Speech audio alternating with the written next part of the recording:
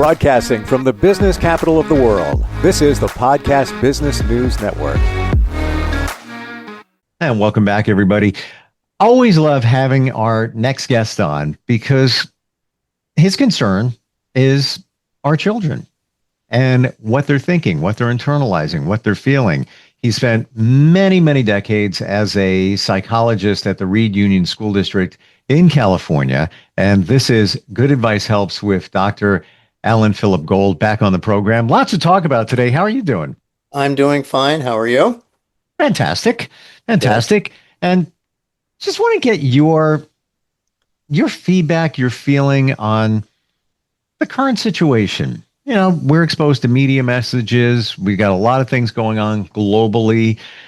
As adults, it's concerning.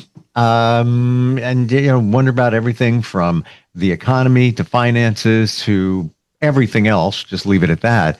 Now take that and view it through the eyes of an elementary school student, a middle school student, maybe even a high school student, and what they're thinking. I try to take myself back to when I was that age and things that were going on. And, you know, I even remember some things, you know, there was a war going on in some areas. And, you know, I felt it, you know, so I can't imagine now. There wasn't social media back then. All this stuff just barraging the young mind. What's your initial thoughts on all of that? Yeah.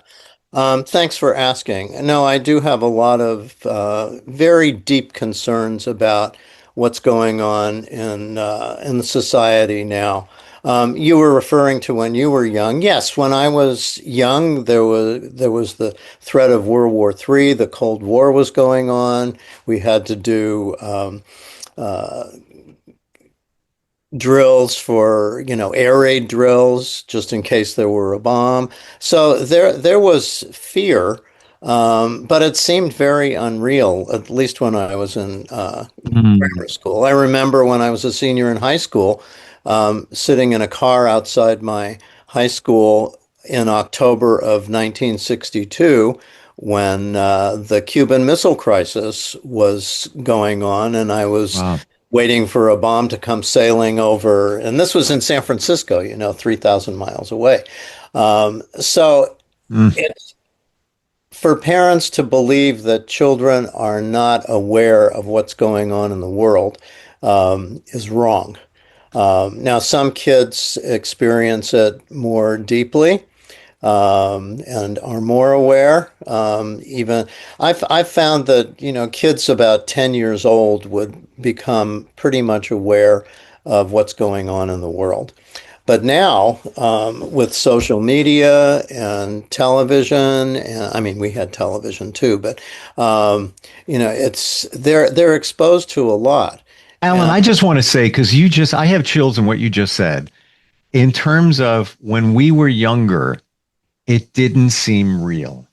It didn't seem real. And I have memories. There was a student that went to my high school that was killed in Pakistan during a riot. And I remember helicopters landing on the football field of the high school because the news media was coming out. This is where he went to high school. And it almost didn't seem real.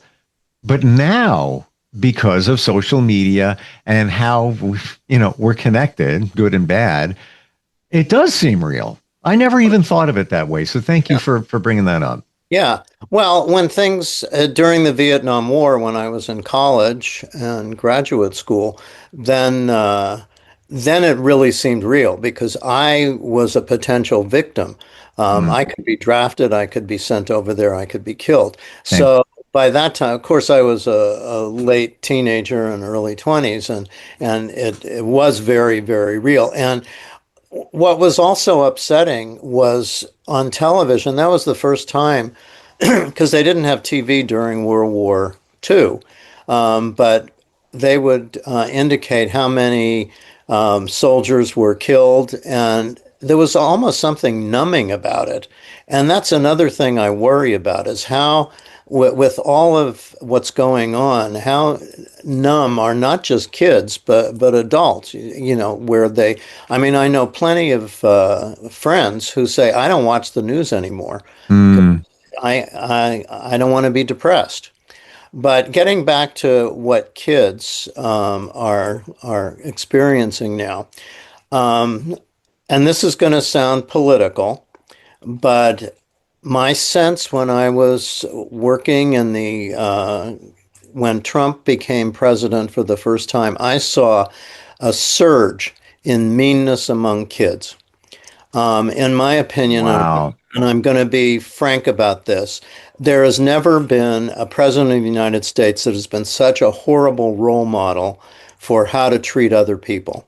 You know, his derogatory comments about everybody, even other Republican competitors in the 2016 primaries. You know, he would just put people down and with absolutely no censorship in that. And one might ask, well, kids don't listen to that stuff. Well, I think they do absorb it. You know, that if you think of other presidents of the United States, every other president, they weren't derogatory to people. They wouldn't put their competitors down. I mean, there's nothing the matter with having a different opinion about something, but when you use your status and your role as the leader of this country to denigrate other people, if they disagree with you, and then the actions that he's taking to, you know, the revenge and you know, using our whole justice system to take advantage of and to put these people down, it's really wrong. And what the question is, what do kids absorb from this?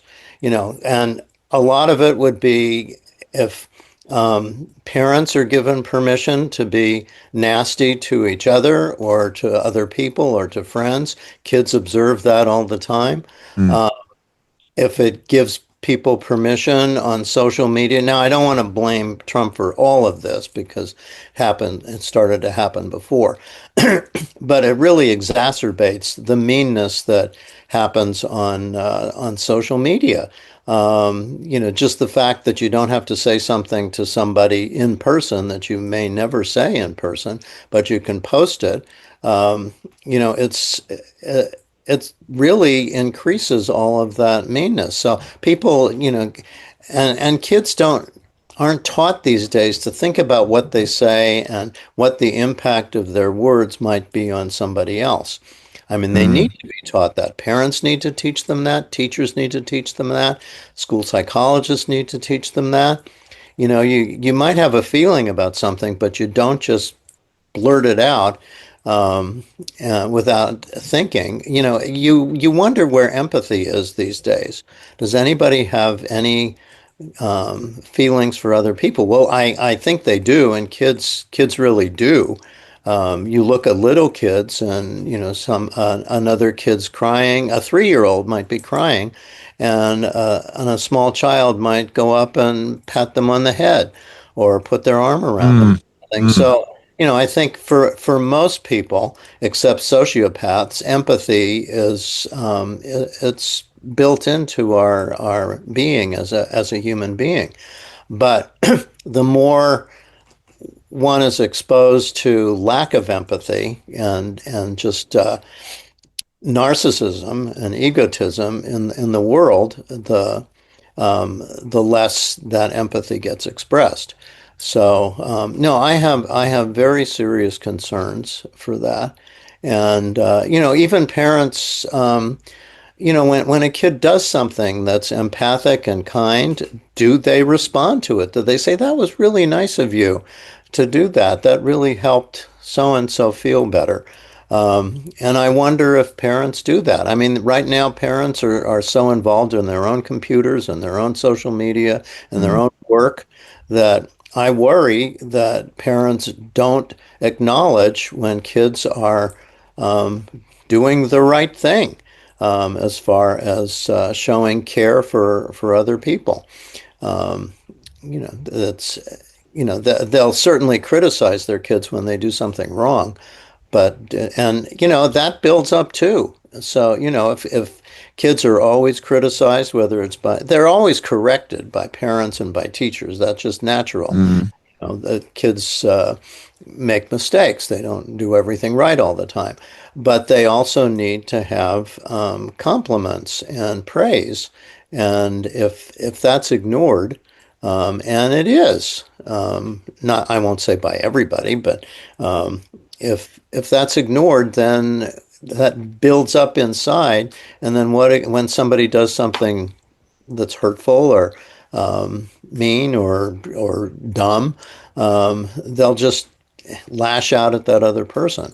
So there's a lot of work that needs to be done. Now, I don't know when you were raised if your parents helped you, think about how other people felt. I think my parents did. Isn't it funny? Because I'm thinking the same thing. I think, but I'm not 100% sure. But I know in raising my kids, it's with that eye of empathy. My son's an Eagle Scout. Like he is, public service, wants to help people. What can I do? That kind of thing. I believe it's because that was instilled in him. Yeah. But I'm trying to remember, I don't know when I was a kid. And it seems like you're coming up with the same conclusion there. Right. Yeah. I mean, like my father was very critical of me, but which I resent. Same, by the way.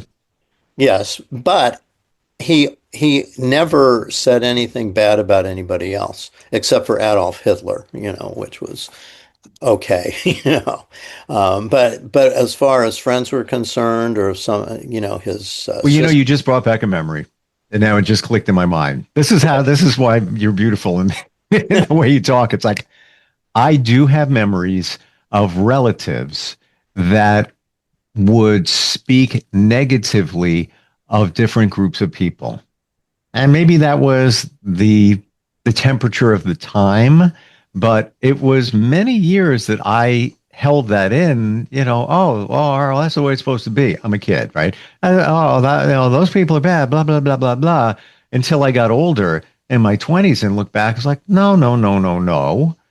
And even, one of my early best friends was with a group, we'll just leave it at that, that one of my relatives, not mother or father, would make comments of, and I would hear it. I'm like, well, no, I'm hanging with him. He's a great guy, So it's kind of, it was a different time. I get that. It was a different time, but there was a lot of prejudice then. Yes. And it was subtle, and I've always felt very fortunate to grow up in San Francisco, because it was a very diverse community. I'm Jewish, and I never experienced anti-Semitism when I was a kid. I had African American friends, Asian friends. My high school was pretty well integrated. It was an academically challenging high school, but I just didn't hear prejudice about other people. And how you grow up, that really does stick with you. Yeah. And it takes time. You look for evidence as you grow up. So if you don't see evidence of things that maybe you heard, not even from relatives or family, just messages. I want to share something, and this is in real time. Based on what you're saying, I just saw a post of a friend that I went to elementary school with. It's almost as like, it's amazing what this came in the feed. He posted, and I'm not even sure what he does nowadays, but he says, and I'm going to read what he put here. This is what our educational institutions are promoting, more like indoctrination and pushing an agenda. Let folks make up their own minds instead of steering and pushing an agenda. And he provided some photos of a magazine called American Educator. So it's apparently a magazine for educators, teachers. Yeah. And on the front page, there's a picture of, maybe it's Washington, but like thousands of people lining a street from the sky. Like you can't even, so many people. And the headline is "Fighting for Our Democracy, We Rise Up." So basically what he's saying is, why are we pushing this? And there's a whole article in here and such. That's from a magazine, and I've seen that magazine before. I'm not a teacher. And it's almost as if they're trying to push a direction, and he's saying, let people decide for themselves. What are your thoughts on that? I just literally in real time here. Well, my feeling about what education should be doing is teaching critical thinking, Mm, and and I'm very serious about that.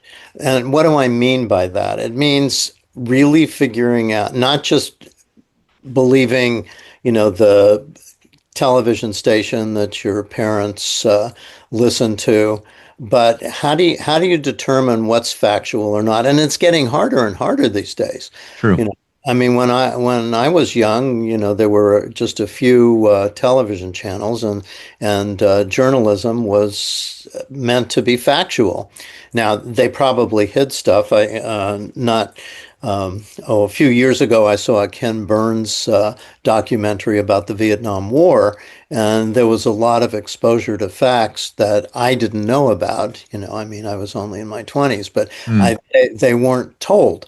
So, but what I really disagree with is this movement now to wipe out our history, to cover the bad things that have happened in this country with slavery and so on, treatment of Native Americans, all the wrong things that we did, because you only learn when you realize the history. We don't have to assume blame for that, because these were our ancestors and that was the culture of the time, but we don't have to do it again.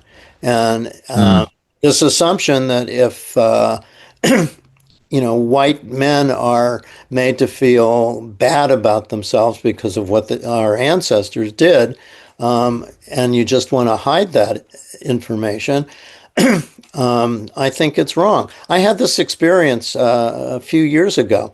I'd always rather admired Germany for not denying what they did during the Holocaust, and they taught their kids that.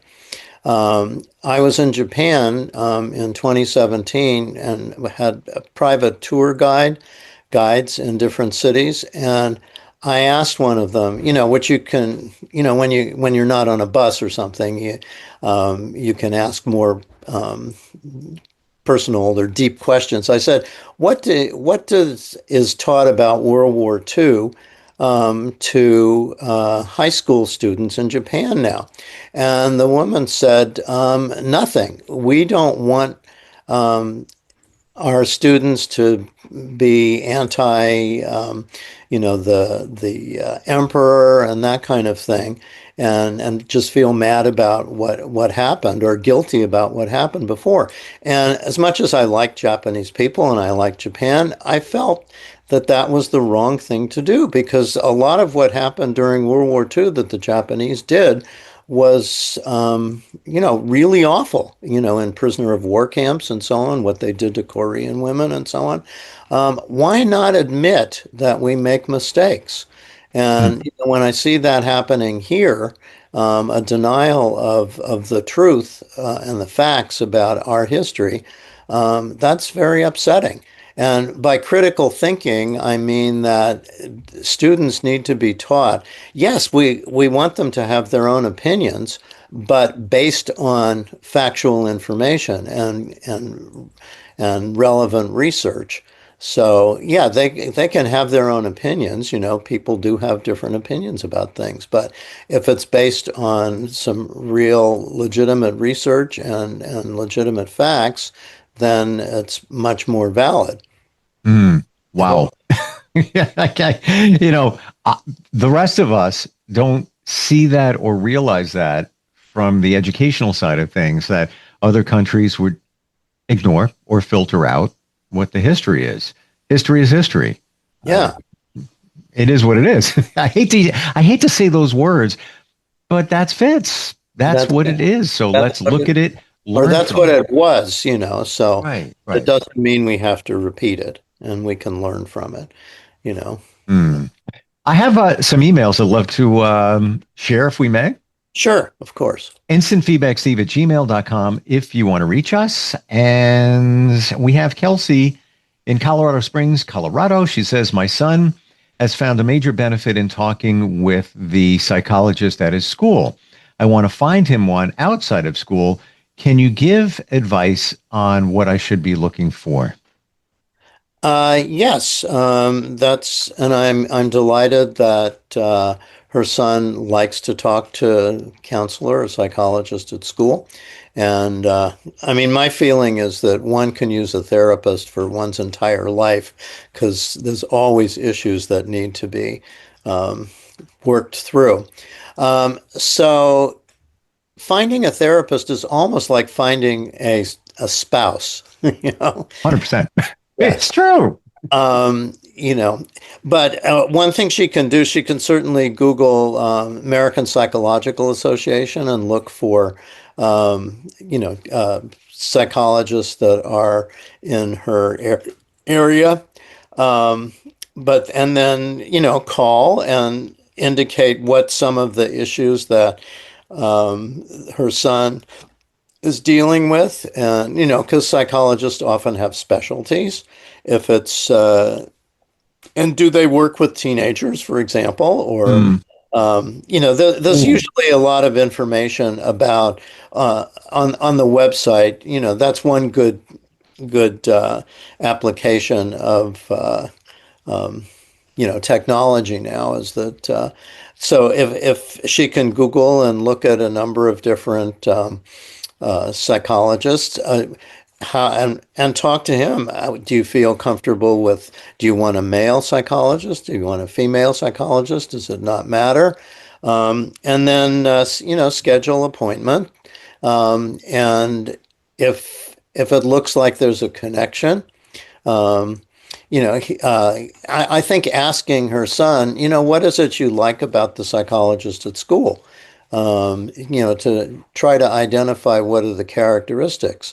Is he or she a good listener? Does he or she ask questions? Is he critical? How has he or she made contact with you? What makes you feel like you're important? And, those are all things that if he can identify, then the mom could, pass that on to potential therapist for him outside of school. And then, they would schedule an appointment and see how it goes. It's just like when you have a date, what clicks and what doesn't click.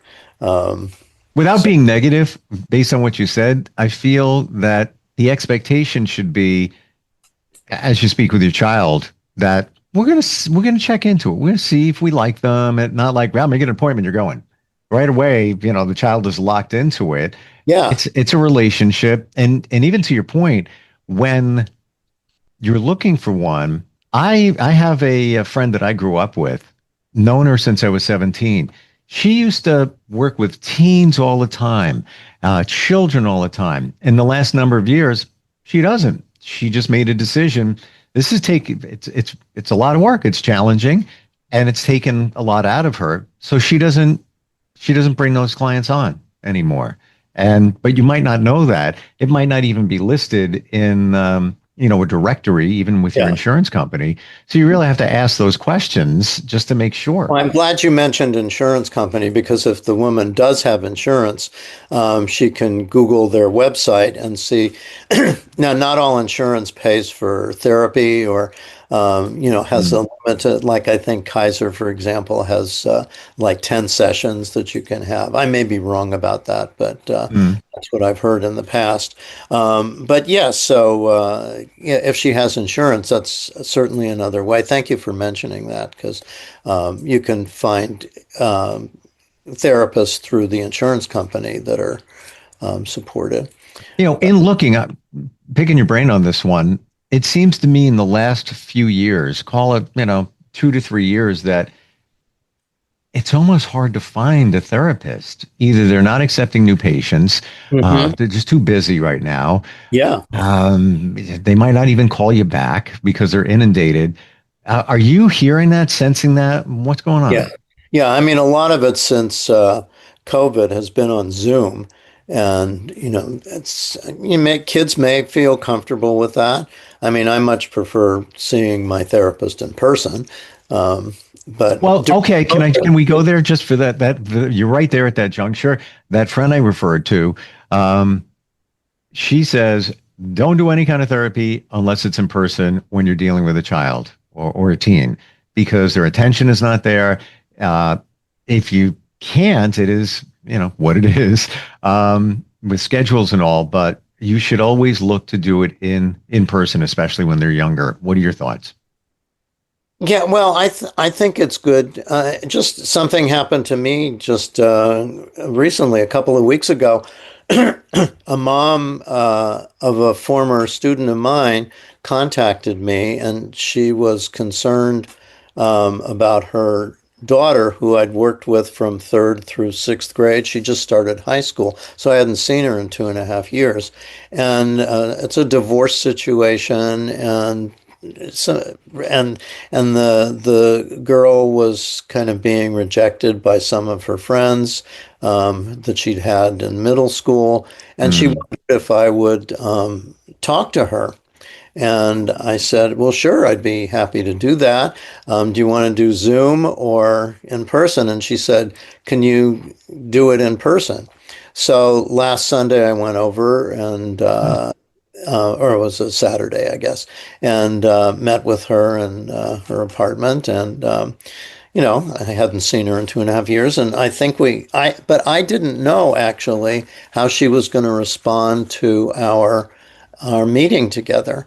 So after, I mean, it seemed to be fine, but I emailed the mom later and I said, how were things? And I'm more than happy to see her again. But if she didn't feel that we made a good connection, then I understand, and I'm not blaming her. But she said she really felt good about the conversation and suggested that we meet every other week. Wow. For a while, which made really good sense to me. And we talked a lot about, the different things going on. But, from the therapist point of view, you never know exactly what's going to make that connection. During my 48 years of work, kids really did like to come and talk to me. But I asked myself, what is it about me that makes kids feel comfortable talking?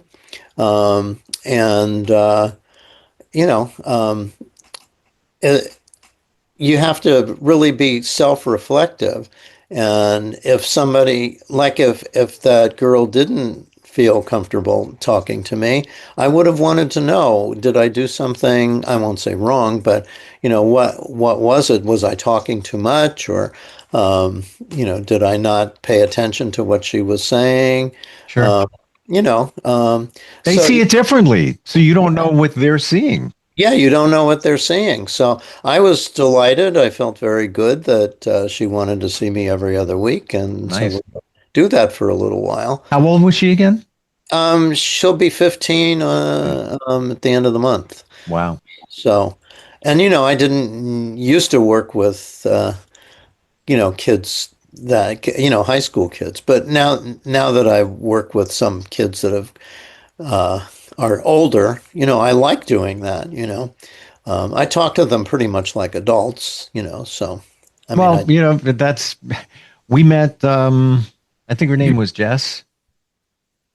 Is that? Yeah, Jesse. Somebody that you've known since, I think it was kindergarten. Kindergarten, right. And still connected with her along her journey to where she's in her low 20s now. Yeah. And you're still connected. Like, she leans on you when, she needs some advice. And, right. Beautiful. I mean, there's something there. I've had teachers reach back to me as an adult. Uh-huh. And I can't even put it into words. Like they would reach back. Yeah, just, sorry, on Facebook, want to see how you doing. How's it going? I'm like, oh my gosh, like how wonderful. And they're like, pushing 90 now. Yeah. And it's Yes, just right. wonderful though that they're connected. Yeah. Here's another one. This one's coming from Justin in Naples, Florida. I'm a Okay. junior in high school. I have thought about psychology as a career, and I've thought about working in a school district because of the benefits and the work schedule. What are your thoughts? Oh, well, I can't be unbiased about this one, you know. I think it's wonderful. Because working in a school district, you don't have to worry about the business aspect of a Mm, private therapist. yep. Um, you Billing for insurance and all of that stuff. and all of that stuff. You have the benefit of getting to work with a lot of different children with a lot of different issues. As I've said before, I always felt kind of like a Renaissance man, you know, just with lots of different hats on. Um, Depending on the size of the district that one works with, all school psychologists have to do assessments of kids, but and some I mean, we're all trained to do a lot more than just assessing kids for learning disabilities and emotional disturbances and autism and so on. But the in smaller districts or districts that really want to use psychologists for a variety of services. Mhm. You can do counseling, you can go into classrooms and teach kids. You can even set up clubs for, you know, of your own interests. You know, I love doing that.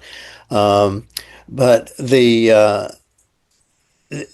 it's if you really like interacting with lots of different people, if you have a lot of empathy, if you really want to serve and make children's lives better, if you have an interest in different cultures, because that's very, very important now. You know, I don't Mm. know what ethnic group this young person is in, but you know, in order to serve kids well, you need to understand their own culture, their whether it's African American or Latinx or Asian or whatever.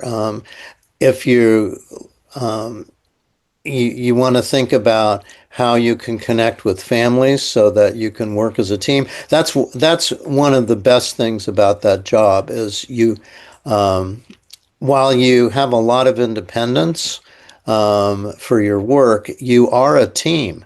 So you don't have that entire total responsibility for solving a problem. You work with teachers, you work with administrators, you work with parents, you work with other kids. If the kid is being um, you know, hassled or bullied or teased, you can work with other kids. Doing groups is a possibility too. You can do individual counseling and you can do group counseling. Like I ran social skills groups for years, I ran divorce groups for years. Um, Mm. and you can pay if there's an issue, you know, I think I've said before that I ran groups for kids whose parents were um, had serious illnesses and potentially could pass away. I ran groups for kids who had special needs siblings, you know, that didn't get much attention from their parents because the siblings needed it.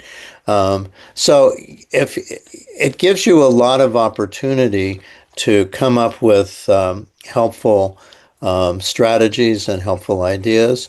The only uh, I don't even want to say disadvantage, but the only challenge, I guess, for working for a school district is you don't have control over your workload because you're there and you can't really say no. No, I don't want to see this kid. You know, Mhm. sooner or later you have to, and so yeah. But you have very busy days. You're never bored.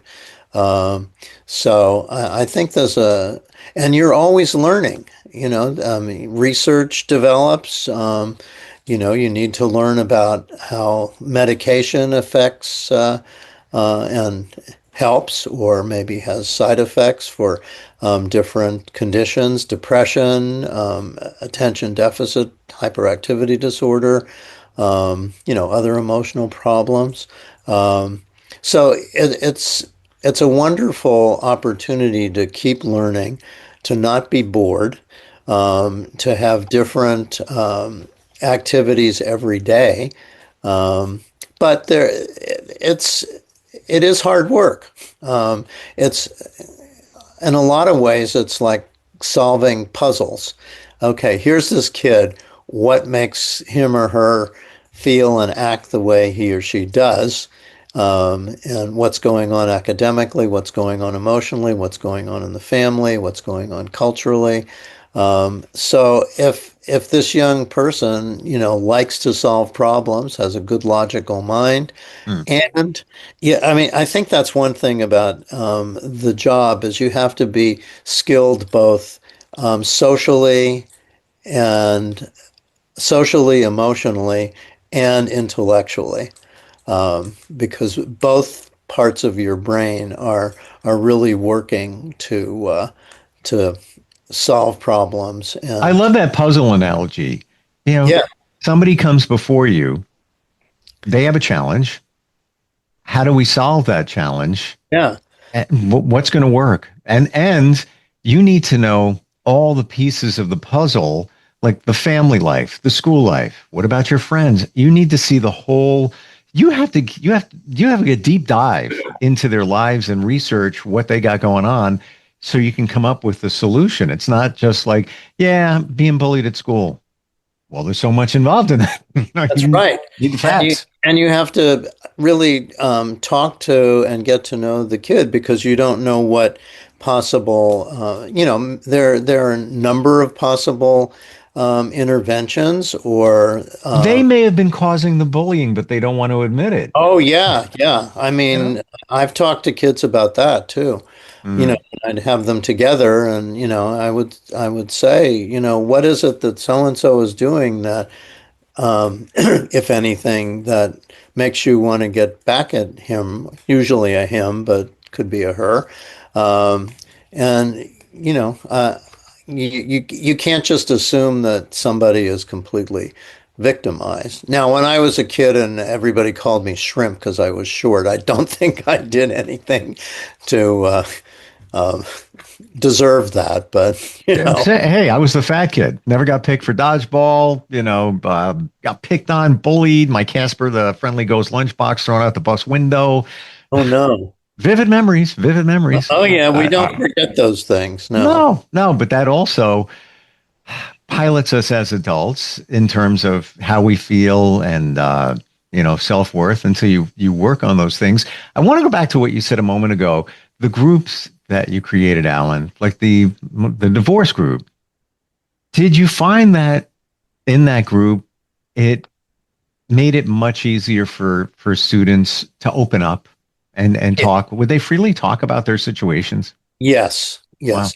I started, I used to do like first and second graders to start, but I realized they were too young. So most of the divorce groups I did were third, fourth, and fifth graders in that Mm. school.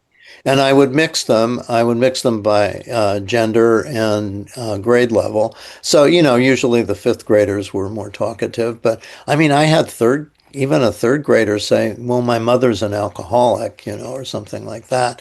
And yeah, they did open up. Wow.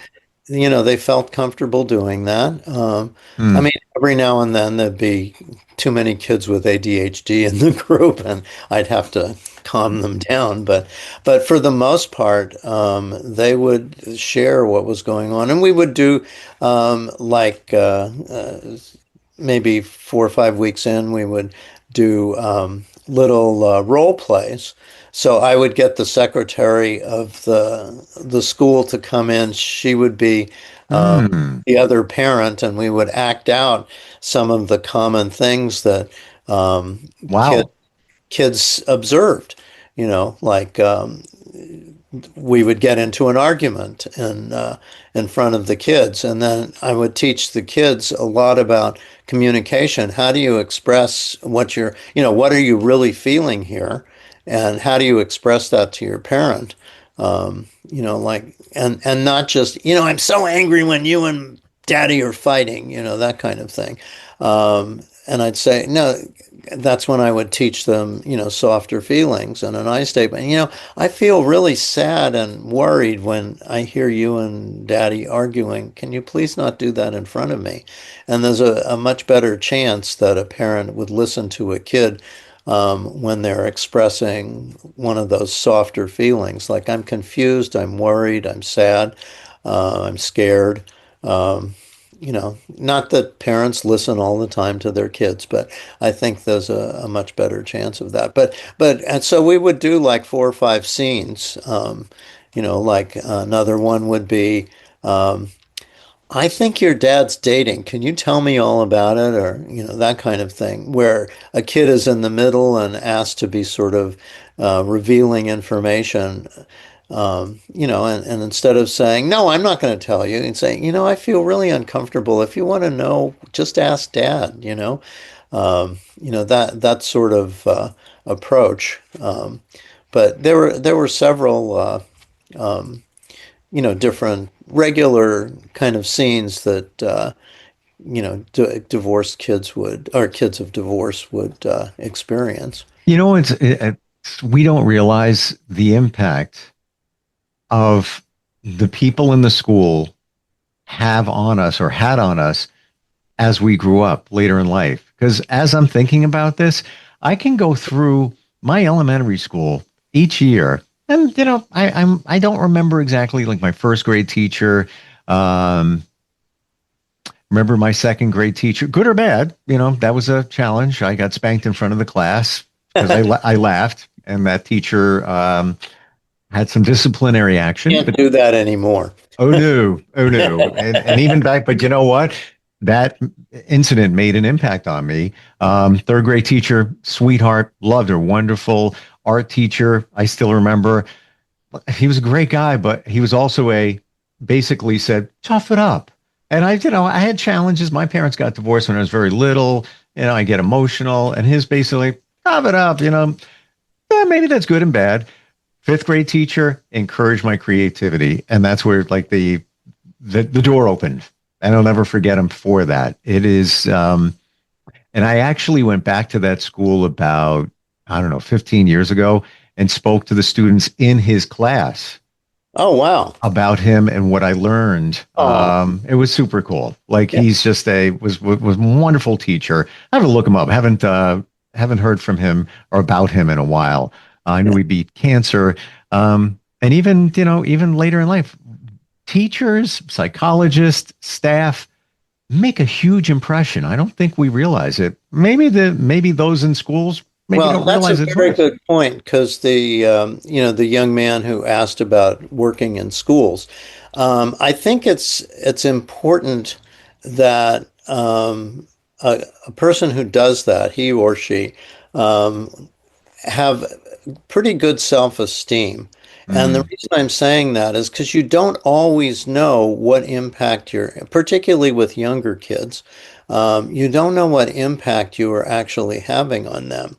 Because they're not quite able to, they might say thank you, but they might not say, you really made a difference in how I'm interacting with this, or you really made a difference in my academics. Now, sometimes, like Jessie, she was able to say that as an older teenager or a 20-year-old. But, I think in order to feel successful, you can't necessarily expect that you're going to get a direct compliment for what you do.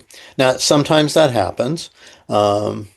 Sometimes, like when I retired, I got letters from, teachers would have all their kids write letters, and, even like 4th or 5th grade or something. And, it was wonderful, but you don't always know the impact you're having. And, Yeah.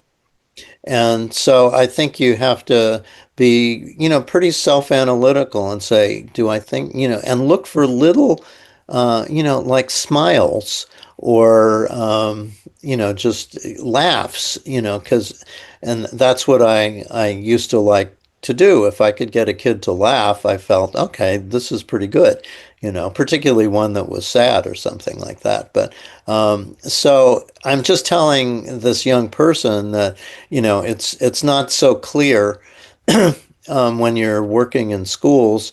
Um, you have to look for nonverbal signs and subtle hints that, yeah, I did a good thing. And, you want to check back in with them if you've done some counseling around friendship or something like that to make sure that things are going better. And if they say, yeah, things are going better, then, take that as, but you may have to ask, you may Right. not get it directly. Well, a great point you bring up, self-esteem. If you don't get the feedback you want from a student that you're working with, you can't take it personally. Right. No, you're doing your best. And going And back to that first discussion, that's what I worry so much about with all the negative comments. It's hard to ignore all of that, and not say, well, maybe I am a bad person or something like that. right. And when you're getting it from, when you get it from anybody in control, whether it's the President of the United States or a principal or a teacher or a parent, it really affects your self-esteem.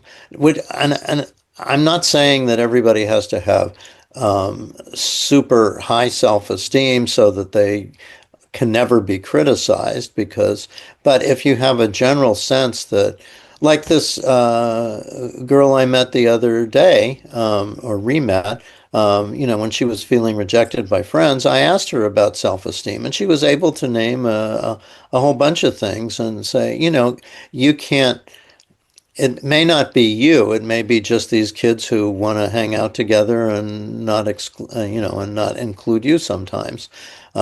So if we have a decent self-esteem and something negative happens, then we can at least rely on that to Mm. not not crumble. You know. Got another one. This is West Palm Beach, Florida. Okay. And this is Rosemary checking in. She says, I hope you can help. My son is 8 and has started having anxiety about going to places alone. Hmm. Being dropped off at a friend's birthday party brings him stress. I don't know where this is coming from. What are your thoughts? Okay. Um, Well, that's not so unusual. He's pretty young still. Um, usually when kids are about 10, they can go biking over to their friends' houses and so on. But I've certainly dealt with 10-year-olds who were anxious about staying overnight at like our outdoor education for 4 days, and um, it's it is challenging, I would say, and I think it's what we all experience in having to get out of our comfort zone. Okay. Um, and it depends on, is this kid terrified? But certainly the mom should want to ask, what are you scared of? And to get the kid to talk about that. Does this happen at school too? Is he afraid to try Mm, something new at school? And if so, then that's a good excuse to have him talk to a counselor. No, I've certainly worked with kids who are afraid. They're those very shy kids, and maybe he's afraid of being rejected at the party, or he doesn't have the social skills to interact with other people, with other kids. Maybe they're going to play games and he's afraid he's going to lose. Um, again, it's like a puzzle, like I was right. saying. You And know, we don't have all the pieces to the puzzle, even in this situation. no, we don't have all the pieces to the puzzle. We maybe there's something going on at home. Maybe there's been a Yeah, change. But it sounds like this wasn't the way it's always been, that Okay. this kind of cropped up. That's what Yeah. it's sounding like. So maybe he's afraid of maybe this birthday party is there's somebody there that has been mean to Mm, him at school. You know, mm, yeah, you really don't know, but it what it says is let's start investigating this. Um, maybe he's very attached to his parents and doesn't want to leave them. I mean, there are kids with um, fear of going to school, and I've worked with kids there too, usually mm, because there's a very deep connection between a kid and his or her mother and is afraid to leave them, is worried that something's going to happen to mom and, I'm not going to be there. So mm. that's called school phobia. And it's really not about the school, but it's more about the relationship with the parents. So if it gets worse, and this kid doesn't want to go anywhere, um, then therapy is recommended for sure. But maybe if there's any signs of this at school where he's reluctant to try something new, and they have a school counselor or psychologist that could connect him with that and kind of Sure. see what's going on. But a lot of it is, there are many people who don't like to get out of their comfort zone. They're afraid, am I going to be able to do this? What's going to happen to me? Certainly, depending on the environment, I don't want to walk alone. Um, just the other day, my youngest godson, who has a band, was up here in San Francisco and was playing about 4 blocks away from me, but it was at nighttime, and I was going to meet his mom and godmother at a restaurant, and I was thinking, am I going to be safe walking, 4 blocks from my house to down to the street? And I walked very fast. I ended up following a couple, and it wasn't scary, but Well, you you get. bring up, let's go there. You bring up Yeah. a great point. Even in that situation, isn't it true that we always want to feel safe, no Safe. matter what it is? That's kept us here on this planet since the beginning of humans. Yeah. You're always looking for ways to be safe, even your subconscious mind, trying to find a way. How do I bring it back? Being safe. So apparently, in Rosemary's 8-year-old situation, he doesn't feel safe. I don't know what Yeah. it is. Yeah, we don't know what he's scared of, Right. you know, Mm, and that's what's important to find out, because maybe it's something, there is a risk. I mean, I doubt it, but maybe there's some outside risk, or maybe it's internal that I'm nobody's going to play with me at this birthday party, or there's some guy there who's uh, mean to me at school, and I don't want to be around him. mm. Or maybe I'm going to lose all the games, and people will make fun of me. So, we don't know, and that's related to self-esteem too. But it takes sometimes it takes some real effort to move ourselves out of that comfort zone and try something new. Mm. Yeah, and you don't know that you can unless somebody, or Unless you should, try. right? Until somebody Okay. like yourself, psychologist, or somebody you speak to, maybe not your parents, Yeah. to see it that way. We're just about out of time. Good Yeah. stuff. Good stuff today. Great conversation. Gotta tell you. Yeah. We went in the car went in all different directions and all different, but that's the beauty of the way it works. Yeah. Instant feedback, Steve at gmail.com. If you ever have any questions, concerns, or anything for Allan, as always, Allan, always great having you on here. Yeah. Thank you so much. My Yeah, pleasure. even though you're not actively practicing in a school, it's like we're in a school.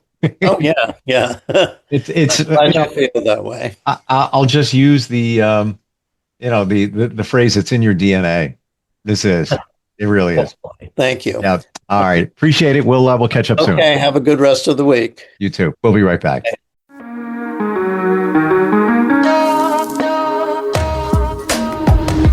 Broadcasting from the business capital of the world, this is the Podcast Business News Network.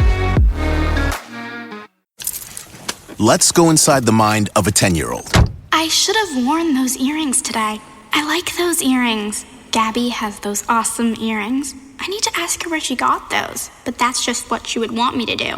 I'll have Michaela ask her for me. Buckle up, Sarah. Yeah, but then Michaela will be like, why don't you just ask her yourself? That's just like Michaela. Sarah, buckle up. Michaela's such a great name. I wish I was called Michaela. There's like a dozen Sarahs in my class. Hey, we're not hitting the road until you buckle up, honey. Oh yeah, seatbelt. I forget sometimes because my brain is like busy, you know? I wonder if there's pizza at school today. Sometimes it can be tough to get through to your kids, but it's not impossible. Always make sure they're wearing their seatbelts, even on short drives. Remember, you have the keys, you have the power. Never give up until they buckle up. A message from the National Highway Traffic Safety Administration and the Ad Council. Visit safercar.gov/kidsbuckleup for more information.